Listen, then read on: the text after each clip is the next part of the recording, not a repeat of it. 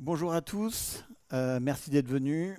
Je sais que la journée a été longue, c'est peut-être même la deuxième journée pour beaucoup d'entre vous, donc on va faire court. C'est juste un tout petit Tools in Action que j'ai l'honneur de vous présenter sur un service pas très connu du monde Kubernetes qui s'appelle le Service Binding. J'appelle ça mon agent secret dans mon cluster. D'abord, quelques mots sur moi. Moi, je m'appelle Benoît Mousseau. J'officie dans le monde de l'IT depuis beaucoup trop longtemps. J'ai été développeur, architecte, consultant, directeur technique, formateur et présentateur de présentations. Vous pouvez me retrouver aujourd'hui sur le GitHub et le Twitter qui est là. Et j'exerce depuis 2 ans dans une société qui s'appelle VMware, dans la branche Tanzu, qui prône la modernisation des applications sur base de plateformes Kubernetes. Mais commençons par présentons nos principaux suspects, et c'est toujours les mêmes qu'on retrouve dans notre écosystème. Le dev, alors effectivement on est chez Devox, donc effectivement le dev, je pense qu'il y en a beaucoup parmi nous, donc le dev, plus besoin de le présenter, il produit l'application. Le AppOps, alors souvent connu plutôt sous le nom de DevOps, mais moi je préfère l'appeler AppOps, puisque c'est vraiment celui qui va opérer l'application entre les différents environnements. Et pas plus. Et en gros, il va s'occuper de l'application et pas la développer. Donc, j'ai même plutôt l'appliquer AppOps.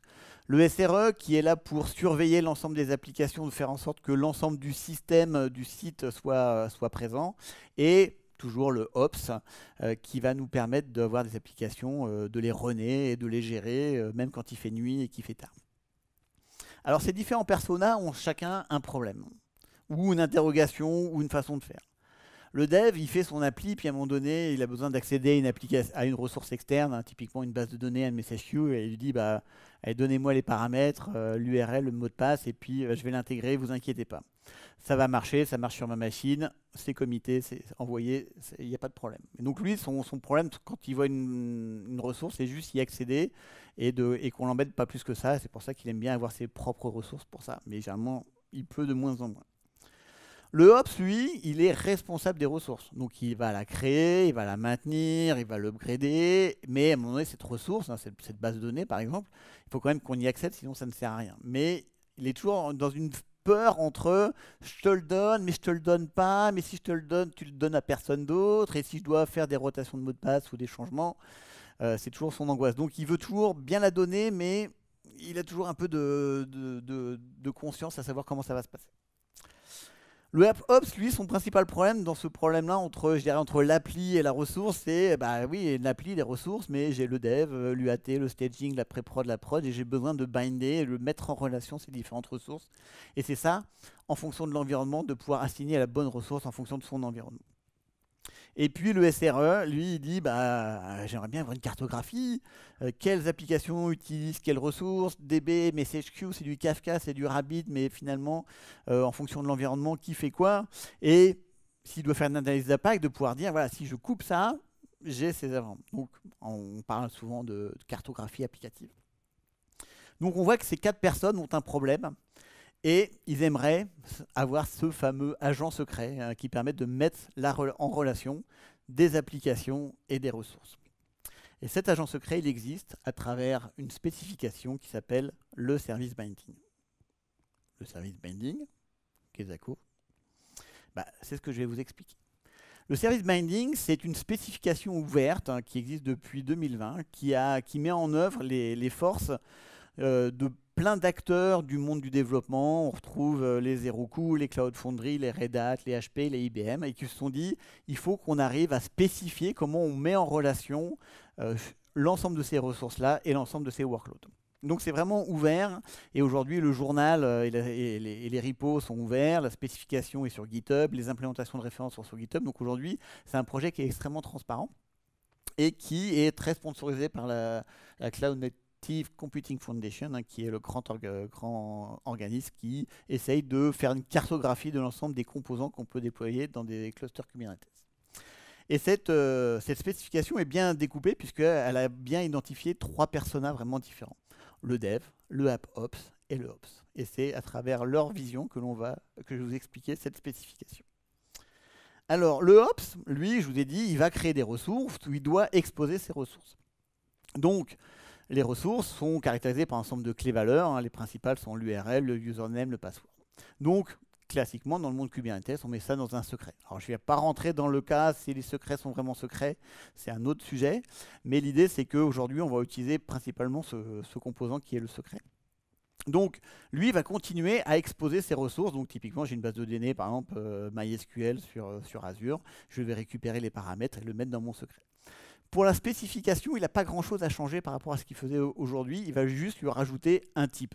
Un provider s'il est vraiment malin, si vraiment il fait les choses bien, mais surtout un type, puisqu'on va typer l'ensemble des secrets en disant ça c'est du Kafka, ça c'est du RabbitMQ, ça c'est du MariaDB, ça c'est du Postgre, ça c'est de la conf, et on peut même créer ses propres éléments. Il y a des ressources un peu plus malignes dans le monde Kubernetes. Donc vous savez, aujourd'hui dans le monde Kubernetes, on a de plus en plus de ressources, ce qu'on appelle à travers des opérateurs. Je décris une ressource et on a un opérateur qui va faire des actions. Et aujourd'hui, il y a des opérateurs typiquement pour gérer les bases de données ou d'autres ressources qui vont avoir implémenté le status binding name.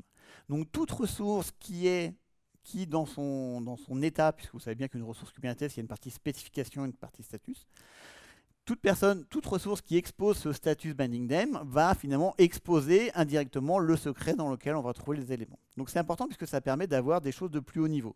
Typiquement, le Ops qui voudrait créer une base de données Postgre avec l'opérateur, par exemple Tandout chez VMware, il va spécifier le nombre de mégas de RAM, les gigas, un certain nombre de paramètres, la version qu'il veut, par exemple la 15, on voit ligne 17 Postgre 15, moi j'ai une 15. Et puis quand on applique cet opérateur, il nous dit en statut que la DB version, la version de la base de données, c'est bien 15, mais c'est une 15.1, qu'elle est running, donc je peux vérifier son statut, et j'ai également son binding name, donc j'ai le nom du secret qui peut être utilisé. Donc on voit qu'on va pouvoir manipuler au niveau des ops, soit l'objet secret s'il n'est pas bindé avec une ressource du cluster, ou soit un objet de plus haut niveau. Là, j'ai un opérateur Postgre, mais aujourd'hui, il y a plein d'autres opérateurs. On pense au mchar qui commence à faire chose, ou des projets comme Crossplane. Voilà pour le problème des ops. Le AppOps, lui, va vraiment faire la mise en relation entre la ressource et le service. Donc on appelle ça d'un côté les workloads. Donc les workloads, c'est typiquement tout ce qu'on appelle pod spec. Donc en gros, c'est tout ce qui manipule une image. Donc ça peut être un pod, un déploiement, un cron job ou un service Knative. Donc c'est tout ce qui finalement run des éléments. Et l'autre côté, on appelle ça un service. Donc un service, comme c'est indiqué en dessous, ça peut être un secret directement. Donc là, on voit j'ai un service binding en dessous qui dit je map mon déploiement Kubernetes avec mon secret MongoDB. Donc ça me permet d'avoir les éléments. Ou si je suis de plus haut niveau, si j'utilise des frameworks qui me créent d'un côté des bases de données telles que la database Postgre, donc Bird SQL Database, qui est bindée sur le service Knative qui s'appelle Bird. Mais vraiment, on a ces éléments. Si je projette tout ça en code, puisqu'on est quand même entre nous, on va quand même faire du code et on adore le YAML, ça donne ça. Donc en haut à gauche, j'ai mon secret, donc c'est le même que je vous ai montré tout à l'heure, donc des clés, des valeurs avec un type. En bas à gauche, j'ai mon service, donc un service en forme Knative. Donc Knative, c'est un framework qui permet d'exposer des services sans se faire l'ingress, la gateway, le service, le certificat et tout. Mais vous voyez ça comme un pod, si vous ne connaissez pas. Donc j'ai vraiment une définition qui dit j'ai un container, il s'appelle workload et son image c'est mon application V1.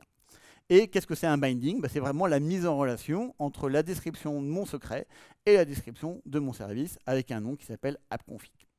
Alors dans toute la présentation, on va faire les choses assez simplement, on n'a pas beaucoup de temps. Il faut savoir que tout ça est régi par des cluster roles, des role binding, des service accounts qui permettent de définir au final qui a le droit d'accéder à quelle raison. Donc l'idée, c'est pas de vous faire tout le détail du service binding, mais de vous comprendre les concepts. À partir du moment où j'ai appliqué ce service binding, il va se passer une chose, c'est que le service binding, qui est finalement un opérateur, il va modifier la spécification. Il va modifier la spécification pour finalement monter le secret au sein du pod spec. Donc on retrouve les grandes actions. Si vous l'avez déjà écrit une fois, vous savez que c'est toujours un peu pénible, puisqu'on oublie toujours un paramètre. Donc j'ai besoin de dire quel volume c'est. Donc c'est un secret, il s'appelle configuration 1. Je le montre sur /binding/config avec un nom qui est donné en read-only. Et je donne une variable d'environnement qui s'appelle service binding route qui indique à l'application où se trouvent les différents bindings. Donc finalement, quand j'applique mon service binding, ça fait ce genre d'éléments.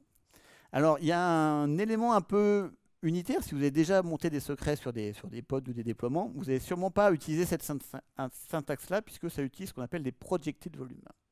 Alors, les projected volumes, c'est la façon de monter un secret. Généralement, on monte un secret ou un config map avec un fichier sous forme de fichier, et puis notre application va aller lire les fichiers de configuration. Le mode projeté va créer un fichier par entrée de la config map ou du secret, et à l'intérieur, on va retrouver la valeur. Ce qui permet à des langages tels que du bash d'aller lire des valeurs assez facilement avec des cat pour les exposer. Donc, finalement, au sein de mon volume, de mon pod, je vais retrouver une structure telle que c'est marqué à gauche avec le slash binding avec la variable d'environnement service binding root. Ici, là, j'ai monté deux binding account database. On retrouve le type et les éléments. Donc finalement, j'ai cet excellent. Donc finalement, pour le service binding, quand j'applique ça, ça fait toutes ces opérations pour vous. Et si vous en avez 1, 2, 3, bah, ça les fait pour vous sur tous les pods et sur tous les services. Donc c'est les projected volume. Vous pouvez utiliser les projected volume sans les service binding si vous avez envie, si vous voulez l'utiliser avec d'autres types d'applications. Et ensuite, le troisième persona, c'est notre dev, qui est beaucoup représenté dans cette salle. Il a besoin d'aller consommer ces différents variables d'environnement ou ressources. Alors le code à écrire n'est pas très compliqué.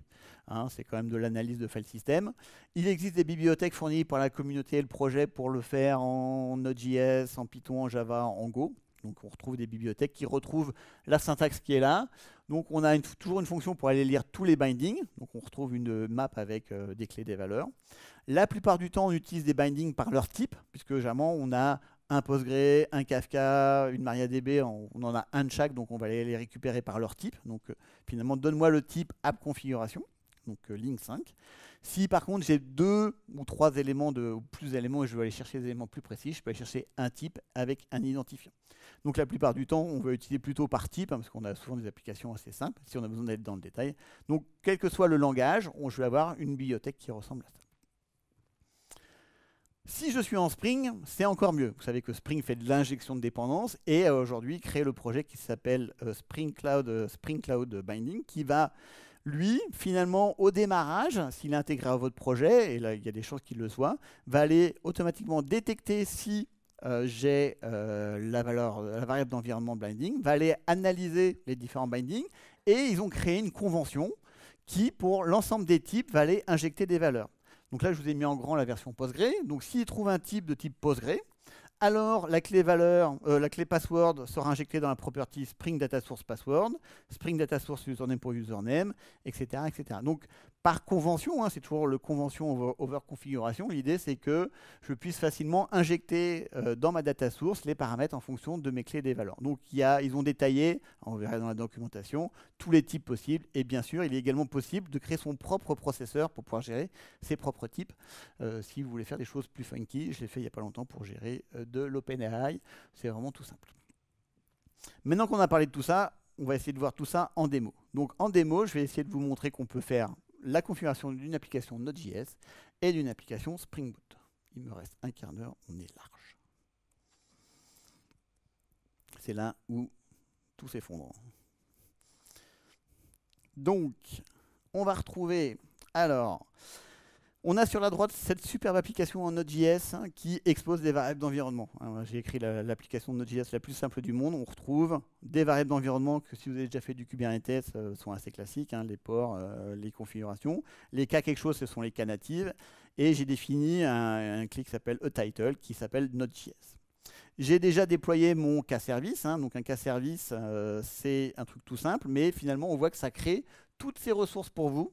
Donc ça gère l'exposition, le certificat, les ingresses, les révisions. Ça fait tout un tas de trucs. On pourra en faire une conférence entière. Et en dessous, j'ai ma console qui s'appelle K9S qui va bouger en fonction des différentes manipulations que je fais. Donc aujourd'hui, on va aller ici. On va y en face mail. Donc j'ai une configuration qui s'appelle 1, qui est toute bête. Est-ce que vous voyez assez ou il faut que je zoome peut-être? C'est bon? C'est bon? Ok, merci.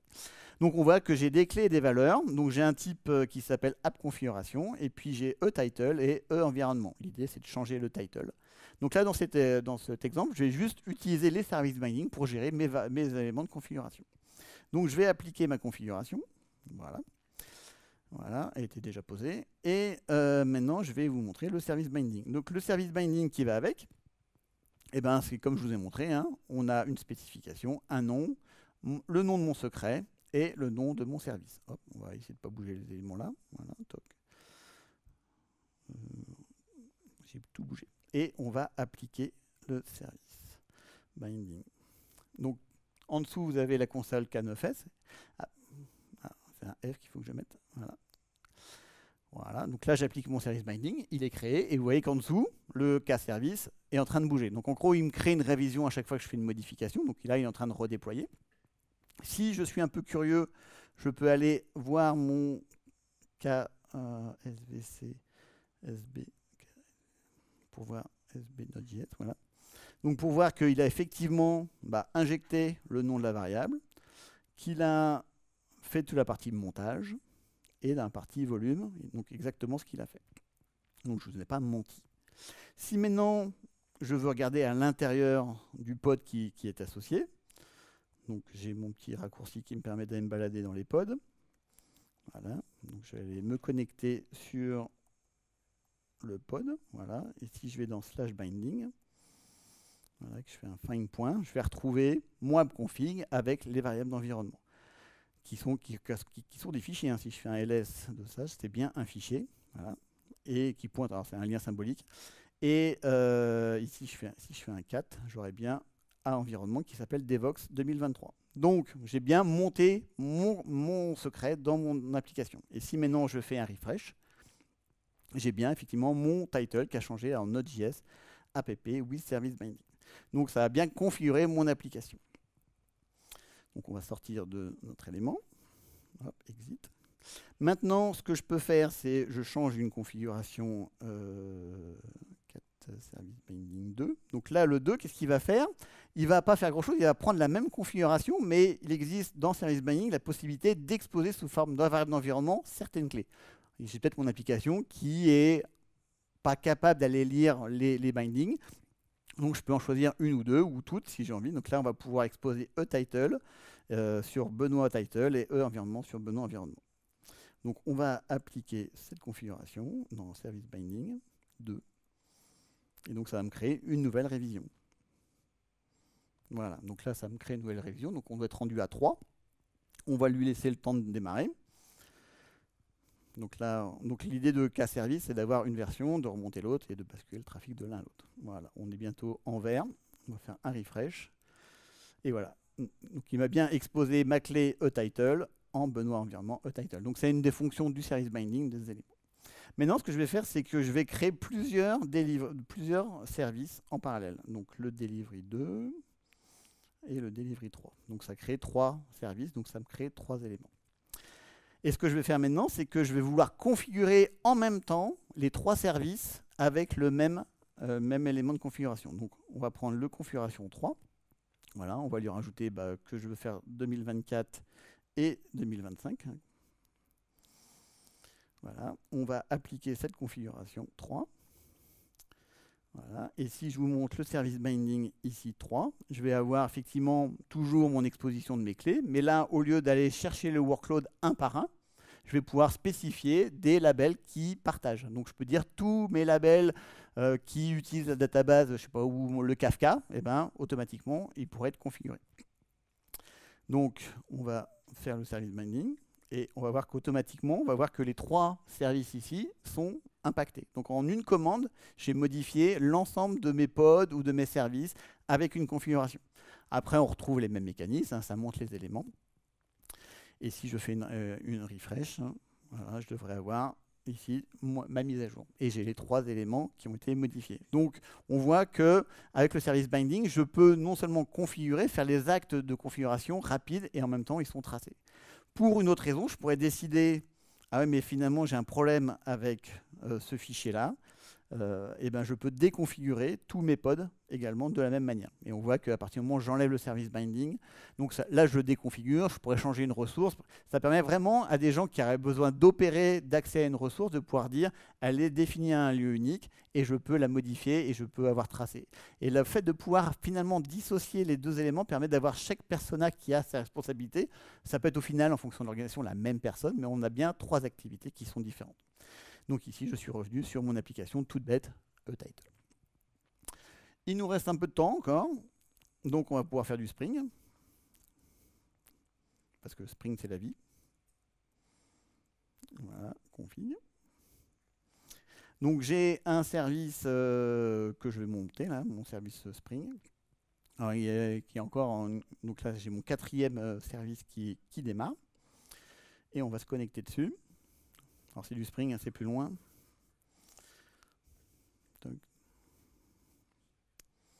Bon, en attendant, on va regarder la configuration. Donc la configuration du service binding, là, qu'est-ce qu'elle fait? Elle va mettre en relation mon service avec pas un secret, mais la base de données.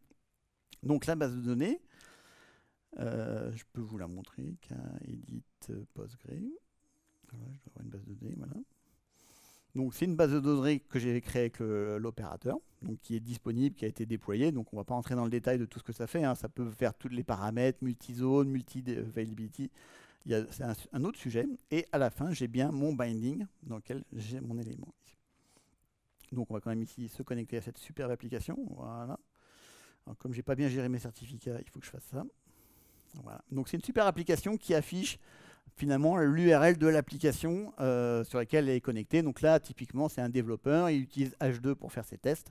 C'est très bien, mais maintenant, j'ai envie de la connecter à une vraie base de données, qui est une base de données Postgre. Donc là, je vais utiliser toute la puissance de Spring, qui est de dire, je me connecte à une base de données dont j'ai le secret, mais finalement, en tant que moi, utilisateur, je ne le connais pas, puisque je pourrais avoir vraiment un rôle qui m'interdit d'aller voir le secret, mais juste la base de données, puisque seul le service binding peut le permettre. Et je vais utiliser en même temps le type, hein, qui est un élément du secret dans mon élément, comme profil. Donc je peux activer en même temps et le profil et la configuration. Donc si j'applique mon service binding, voilà, donc il est mis à jour. On peut regarder les logs de mon secret agent ici. Voilà. Et dans les logs, il y a un élément important ici, c'est cette phrase-là qui est là. Voilà. Donc si vous voyez cette phrase-là ici dans les logs de votre Spring, ça veut dire que votre application Spring a vraiment été configurée en utilisant les services binding. Alors il faut le repérer, hein. C'est pas évident, mais on voit bien que j'ai bien mon Postgre qui est actif avec ma property qui était. Donc c'est vraiment de l'injection de dépendance où je vais prendre les valeurs qui sont dans mon élément et les injecter dans mon projet. Donc typiquement, si j'ai besoin de gérer un environnement de dev, d'intégration de production, je peux le faire avec différents services binding. Et si maintenant je revois ici, je suis bien connecté à ma base de données Postgre et puis à ma base de données H2. Voilà pour la partie démo. Alors, on va finir sur 2 petits trucs, quand même. Voilà. Donc, pour résumer, le service binding, ce n'est pas une révolution, mais c'est pour moi une évolution, hein. C'est un service assez simple à mettre en œuvre, puisqu'il suffit juste de déployer le service binding dans votre cluster et d'avoir vraiment une dissociation entre les différentes activités liées à l'écosystème, mon application, mon environnement, et un persona bien établi. Après, c'est à vous de le mapper dans votre organisation, comment ça marche. Et finalement, l'ensemble de ces ressources-là, ça permet de commencer à faire une cartographie applicative de vos applications. Il suffit après de faire une requête sur l'ensemble de ces éléments-là, soit à travers le cluster directement, soit à travers du GitHub sur votre repository pour savoir finalement qui utilise quoi, dans quel environnement. On peut du coup, comme on a une relation explicite, facilement invalider, mettre à jour ces paramètres-là et sans se dire « Ah oui, tiens, ce secret-là, je ne sais pas qui est utilisé. Si je change le mot de passe de ma base de données, comment ça va se passer ?» J'ai un modèle unique qui finalement qui garde l'ensemble des préoccupations du dev, du AppOps et du dev. Finalement, pour les devs, on se pose question de savoir, ah mais moi le fichier c'est dans slash properties, moi c'est dans dev machin. Enfin, on sait bien que les développements en fonction des langages utilisent différents éléments. Au moins, ça pose un modèle unique pour tout le monde. On a une spécification liée par la CNCF, donc qui permet d'avoir finalement une garantie que c'est l'élément, qui est multi-acteur, hein. Il faut voir qu'il n'y a pas que VMware, il y a Red Hat, il y a IBM et HP qui sont dedans, donc avec des gens qui travaillent dessus. Et une adoption qui effectivement avance bien, comme par exemple la dernière nouvelle que j'ai vue au mois de février dernièrement, c'est que Bitnami, alors Bitnami c'est un fournisseur d'images validées de projets open source, hein. Vous pouvez déployer du MariaDB, du Kafka, du SQL. Depuis le 19 février, a intégré le fait que les N-charts peuvent avoir le flag qui s'appelle Service Binding activé et à partir de là, automatiquement, les ressources vont créer les Service Binding associés. Donc on voit que c'est un projet qui commence à prendre. Les différents acteurs se disent que c'est une bonne idée de le mettre en œuvre et que des acteurs comme Bitnami qui aujourd'hui servent des clients open source et des clients commerciaux pour l'ensemble de leurs images vont pouvoir adopter le Service Binding très rapidement. Je vous remercie d'avoir assisté à cette présentation.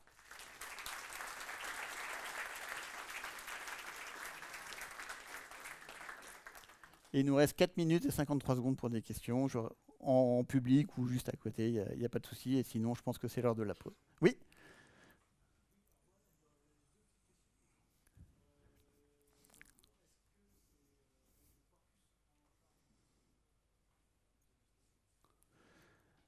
Sur Quarkus, j'ai pas fait le test. Mais Red Hat est impliqué dans le projet, donc ils devraient, hein, je pense qu'ils devraient, puisqu'ils ont également leur chose équivalente. Oui.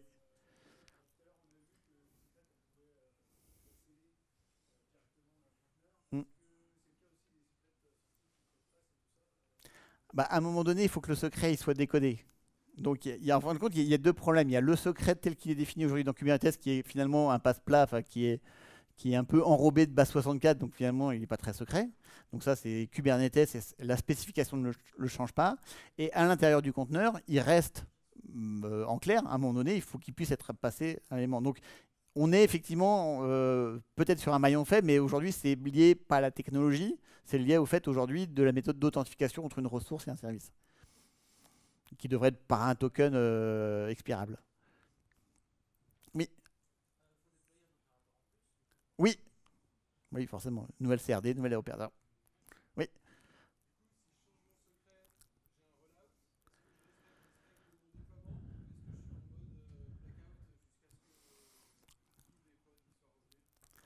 Alors, en fin de compte, le redémarrage du pod est lié à la modification du YAML. Parce qu'en gros, ça fait une modification du YAML. Donc, si vous changez juste la valeur du secret, il n'y a pas de redémarrage, puisque c'est le même secret. Par contre, si vous changez le nom du secret, qui sera monté, ou le nom du binding, ça sera redémarré.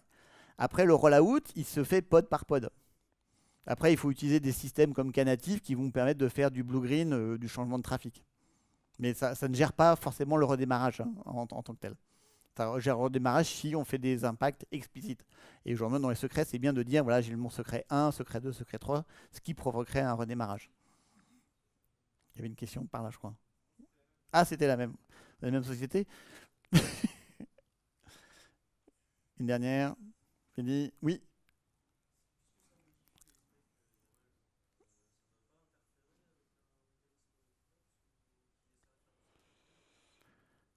Bah non, parce que la définition GitOps de ton service, elle est sans la définition.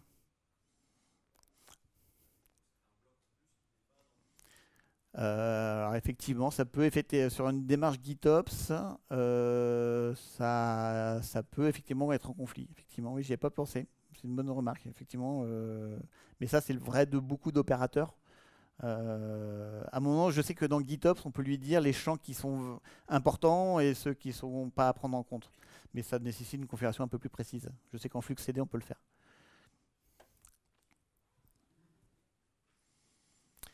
Eh bien, merci beaucoup et je vous souhaite une très bonne soirée.